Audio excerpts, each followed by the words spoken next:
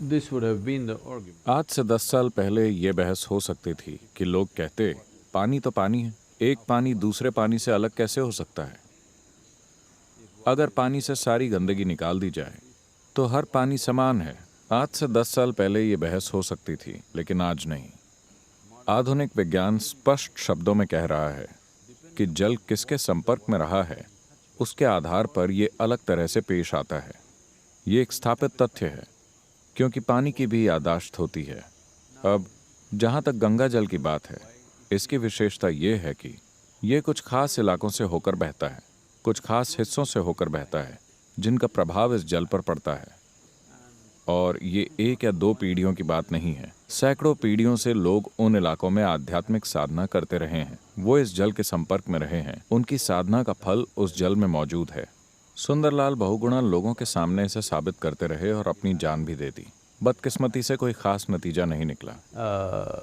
But लेकिन गंगा नदी के किनारे रहने से ही उनकी अपनी सेहत में बहुत बड़ा बदलाव आया। now अब क्या ये केवल भावना है? नहीं। लेकिन साथ ही क्या गंगा में आज भी वही पानी है जो पहले हुआ करता था? नहीं, क्योंकि आज जो पानी आप पी रहे हैं उसे 2-3 जगहों पर बांधों से रोका जाता है, और एक जगह पर तो बांध में बहुत देर तक रोका जाता है और फिर छोड़ा जाता है। बदकिस्मती से अब इसमें वो बात नहीं रही। ये एक चीज हमें नहीं करनी चाहिए थी। अगर हमें बिजली चाहिए थी तो इसके कई दूसरे तरीके हैं। ये एक चीज हमें नहीं करनी चाहिए थी, क्योंकि गंगा में एक विशेष गुण हुआ करता था।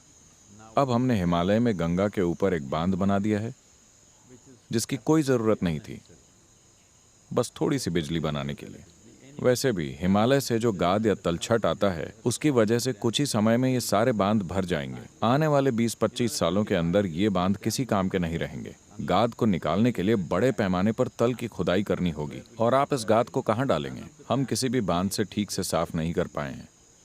महानदी के ऊपर बना हीरा कुंड बांध वगैरह सारे भरे पड़े हैं। वो बेकार हो गए हैं क्योंकि उनमें इतना सारा गाद भरा हुआ है।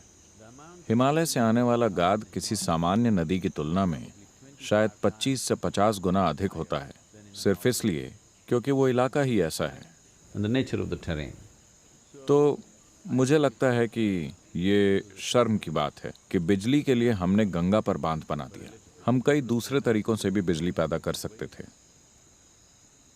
ठीक है, लोगों को बिजली की जरूरत होती है तो मैदानों में हमने किया है, पर वो एक नदी जो इस देश की चेतना है, हम उसे तो अकेला छोड़ सकते थे। आज गंगा नदी में आने वाला ज्यादातर पानी सुरंगों से होकर गुजरता है। ये टरबाइनों से होकर बाहर आ रहा है। इसीलिए मैं दावे के साथ नहीं कह सकता कि इसमें वैसे ही गुण हैं, लेकिन फिर भी चाहे आप यकीन करें या न करें, If you touch the अगर आप पानी को छूते हैं तो आप देखेंगे कि ये बहुत अलग है। क्योंकि मैंने हिमालय में लगातार 27 सालों तक ट्रैकिंग की है। हर साल मैं वापस जाता था। मैंने देखा कि बस एक गिलास पानी पीने के बाद मुझे कुछ खाने की जरूरत नहीं होती थी, और मैं सारा दिन चलता रहता था।